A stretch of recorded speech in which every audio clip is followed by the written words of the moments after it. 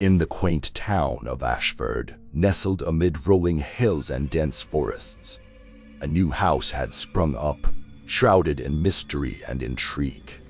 It was no ordinary house, it was a sprawling mansion, a relic of opulence and grandeur. Its construction raised questions among the townsfolk, who speculated about the identity of the reclusive newcomers. The mansion stood on a gentle rise, commanding a view of a peaceful lake and surrounded by ancient trees that whispered secrets in the breeze. It was here that the Reynolds family, Michael, Catherine, and their two children, Grace and Benjamin, decided to make their new home. Michael was a renowned neuroscientist, and the mansion was a testament to his professional success. Its halls were adorned with impressive artifacts, its rooms bathed in natural light, and its gardens meticulously landscaped. Catherine, an accomplished pianist, found inspiration in the grandeur that surrounded her. The Reynolds family had left the hustle and bustle of the city in search of a quieter life, away from the chaos of urban living. For a while, it seemed they had found their haven. The children explored the vast gardens, and Michael and Catherine's marriage flourished in the tranquil setting. Yet, the peace of their new life was shattered one evening when Benjamin, while playing by the lake, discovered an old, tattered journal half buried in the mud.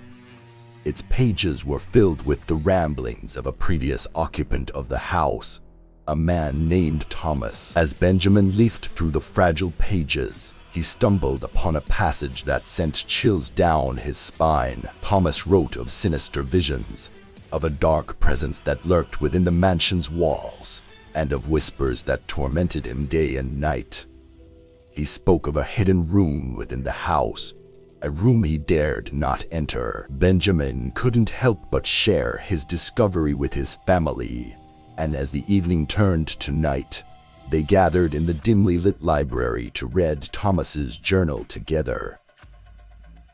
Catherine's fingers hovered over the piano keys, but her music had been replaced by a growing unease that settled in the room. As they read on, they learned of Thomas's obsession with a particular painting that hung in the mansion, a portrait of a woman whose eyes seemed to follow one's every move.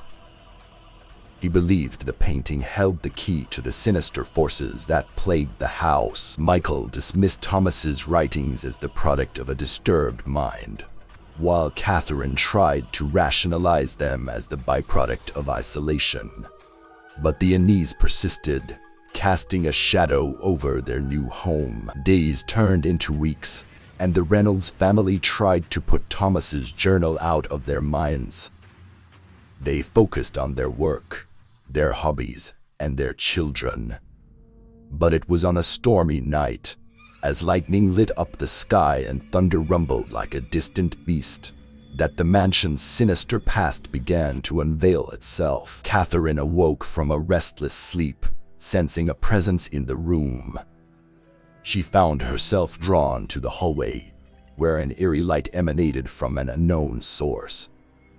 As she followed the light, it led her to the painting that had haunted Thomas. The woman in the portrait appeared to come to life, her eyes locking onto Catherine's with an intensity that sent shivers down her spine. Catherine reached out to touch the painting, and the world around her shifted. Suddenly, she was no longer in the mansion but in a grand ballroom filled with guests in extravagant 19th century attire. The air was thick with anticipation, and the woman from the painting stood at the center of it all. As the music swirled and couples danced, Catherine realized she had been transported to a different era. In the midst of the revelry, a dashing man approached the woman. His eyes were filled with adoration, but a shadow of sadness lingered. He whispered words of love, and Catherine could feel the depth of their connection, a connection that transcended time itself. But as the night wore on, the atmosphere shifted from joy to foreboding. Catherine watched in horror as the man's demeanor changed, his love turning to possessiveness and jealousy. The revelers transformed into grotesque, shadowy figures, their faces contorted with malevolence. The woman's pleas for freedom echoed through the ballroom, but there was no escape from the relentless dance. Catherine, trapped in this nightmarish vision, felt the weight of a terrible truth. The mansion held a dark secret, one that had ensnared the souls of its previous inhabitants. As the vision dissolved, Catherine found herself back in the mansion's hallway, trembling and disoriented. The painting had returned to its static state, but its malevolent presence lingered. She stumbled back to her bedroom, where Michael lay sound asleep, unaware of her ordeal. The following morning, Catherine struggled to make sense of her nightmarish experience. She confided in Michael, who, while skeptical, couldn't ignore the distress in her eyes. Together, they decided to investigate further, beginning with the hidden room mentioned in Thomas's journal. With Grace and Benjamin in tow, they scoured the mansion for any hidden passages or concealed doors. It was Benjamin who discovered a loose floorboard in the library, revealing a narrow staircase that led deep into the house's foundations. The air grew cold as they descended into the darkness, the flickering light of their flashlights revealing a chamber unlike any they had ever seen. It was adorned with strange symbols and covered in dust and cobwebs. At its center lay an ornate, locked chest, and on the wall hung a row of portraits. The portraits, one by one, revealed the faces of the mansion's previous occupants: Thomas, the troubled writer Eleanor, the woman from the painting, and others whose names had been lost to time. The eyes in the portraits seemed to follow their every move, their expressions trapped in a perpetual state of despair. With trembling hands, they opened the chest, revealing a collection of letters and artifacts. One letter, in particular, caught their attention: a confession written by Thomas, detailing his descent into madness and his role in a malevolent ritual. Thomas had been a member of a secret society that sought to harness dark forces for their own gain. The mansion, it seemed, had been built on a site of ancient power, and the society had performed a forbidden ritual to tap into that energy. The consequences had been catastrophic, leading to the mansion's dark history and the torment of its inhabitants. As they read the letter, a chilling realization washed over them. The only way to break the curse that bound the house and its occupants was to reverse the ritual. It was a daunting task, fraught with danger, but they knew they had no other choice. With the artifacts and letters in hand, they returned to the hidden chamber and began to recreate the ritual in reverse. It was a harrowing experience, filled with supernatural phenomena and the feeling of being watched by unseen forces. As they neared the completion of the ritual, the mansion itself seemed to resist their efforts.